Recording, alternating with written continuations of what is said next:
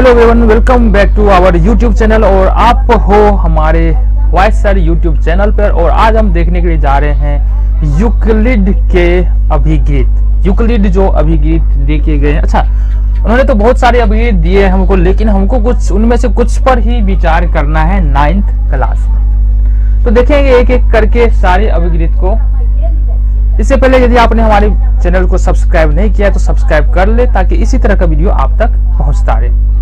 देखो यूक्लिड, अभी इससे पहले वाले वीडियो में हम बता चुके हैं कि अभिगीत क्या होता है। अगर हम कुछ भी बोल रहे हैं और कथन सत्य है, उसका प्रमाण देना नहीं पड़े, यानी सबूत देना नहीं पड़े, तो क्या होता है? कथन होता है। यहाँ पर हमको सत्य कथन के बारे में, यानी जितने भी यहाँ पर 7 के 7 कथन दिए गए, ये सारे के सारे सत्य है। बस हमको यहाँ पर थोड़ा सा समझ लेना है। इसके लिए हमको किसी प्रमाण की आवश्यकता नहीं है, किसी तरह के सबूत की आवश्यकता नहीं है। देखो, पहला वे वस्तुएं जो एक ही वस्तु के बराबर हो, परस्पर बराबर होते हैं। अब इसको कैसे समझ सकते हैं कि वे वस्तुएं जो एक ही वस्तु के बराबर हो, परस्पर बराबर होते हैं? जैसे कि मान लो n के बराबर है। m किसके बराबर है? m है n के बराबर है, ठीक है। और n जो है p के बराबर है। n जो है ये p के बराबर है। देखो, m जो है वो n के बराबर है और n जो है वो p के बराबर है। इसका मतलब क्या है? m भी n के बराबर और n भी p भी n के बराबर। इसका मतलब है कि m बराबर यहाँ पर p होगा। इसका मतलब क्या है कि m बराबर p होगा। अच्छा, ये बातें जो है ना, हम पहले भी ये सब जो है ना पढ़ चुके हैं, है ना। तो सिंपल सी बात है। और भी देख लो, यदि a बराबर b है और b बराबर c है, तो यहाँ से देखो, ये चूंकि a भी b के बराबर और c भी b के बराबर, तो यहाँ से a बराबर क्या हो जाता है? c हो जाता है। अच्छा, इस उदाहरण को जो है ना आप जनरल लाइफ में भी देख सकते हो। इसमें कोई बड़ी बात नहीं है कि दो चीजें यदि एक ही वस्तु को, चलो एक जो है ना, हमारे पास कोई डंडा है, ठीक है, डंडा है और दो और डंडा है, दो और डंडा है हमारे पास, ठीक है, दो और डंडा है। हमको क्या बोल रहा है कि ये पहले वाला डंडा जो है, नंबर 1, नंबर 2, नंबर 3, पहले वाला डंडा जो है ना वो दूसरे डंडे के बराबर है, और पहले वाला डंडा जो है ना वो तीसरे डंडे के बराबर है। मतलब 1 नंबर बराबर है 2 नंबर डंडे के और 1 नंबर बराबर है 3 नंबर डंडे के। तो आपस में ये तीनों डंडे क्या हो जाएंगे? बराबर हो जाएंगे। इसका मतलब डंडा नंबर 1 3 के बराबर हो जाएगा।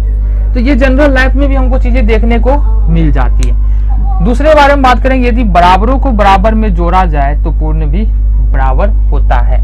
यहां से समझते हैं, यदि मान लो m बराबर n है और p बराबर में q है, ठीक है, p बराबर में q है।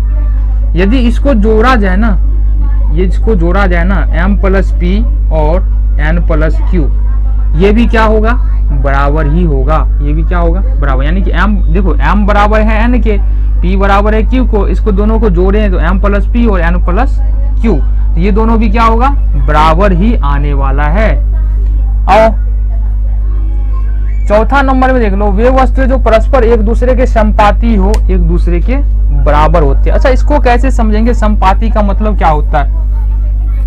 देखो, संपाती का मतलब होता है, बेहतर तरीका से आप समझ पाओगे, अपने नोटबुक को देखो, उसमें जो पेज होते हैं ना, जैसे कि दिखा रहे हैं हम, ये एक नोटबुक है और ये नोटबुक है। इस नोटबुक का यदि पेज देखे ना, तो एक दूसरे के ऊपर है, तो हम ये बोलते हैं कि बताओ ये नोटबुक का जो पेज है वो इक्वल है या नहीं है? इक्वल है ना।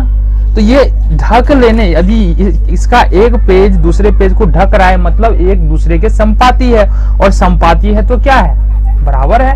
सिंपल सी बात है। तो ये तो समझ में आ गया, यहाँ से कोई दिक्कत नहीं होगा। पूर्ण अपने भाग से बराबर होता है। अब देखो, ये तो सबसे आसान क्या है? अभिगीत है समझने के लिए, पूर्ण अपने भाग से बड़ा होता है। देखो, इसको भी आसानी से हम समझ सकते हैं। देखो, मेरे पास एक रेक्टेंगल क्या है? रेक्टेंगल पेपर है, और इसको हमने क्या किया है? चलो एक पेपर लेते हैं, इसको हमने, ये रेक्टेंगल पेपर है और इसको क्या कर रहे हैं हम, ठीक है, इसको देखो, तो ये देखो हमारे पास 2 रेक्टेंगल पेपर है सेम साइज का, सेम साइज का है, और एक को हम क्या कर रहे हैं, फाड़ दे रहे हैं आधे पे से, ये लो, ठीक है। अब दोनों क्या था, सेम साइज का था, एक को हमने क्या किया, खत्म कर दिया।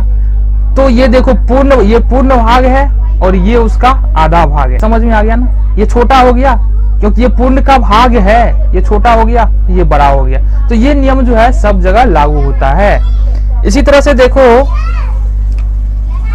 एक ही वस्तु के दो गुणे परस्पर बराबर होते हैं। इसका क्या मतलब है, मान लो कि एक है 2b और 2b, इसके बराबर में मान लो m है और इसके बराबर में मान लो n है। देखो ये 2b एक ही वस्तु का दो गुना है ना, 2b एक ही वस्तु का क्या है, दो गुना है, और एक ही वस्तु के दो गुने के बराबर है m, और एक ही वस्तु के दो गुने के बराबर है n। इसका मतलब क्या होगा कि m बराबर हो जाएगा n का। तो एक ही वस्तु के दुगुना भी बराबर होता है, और लास्ट में एक ही वस्तु के आधा भी बराबर होता है। देखो यहीं से देख लो, अगर हम मान लेते हैं कि m बराबर हाफ b और n बराबर हाफ b, तो यहाँ से भी m बराबर क्या हो जाएगा, n हो जाएगा।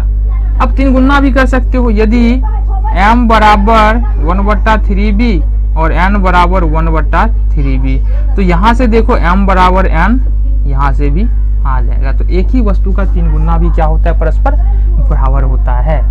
तो ये फाइनली ये था यूक्लिड के कुछ अभिग्रहित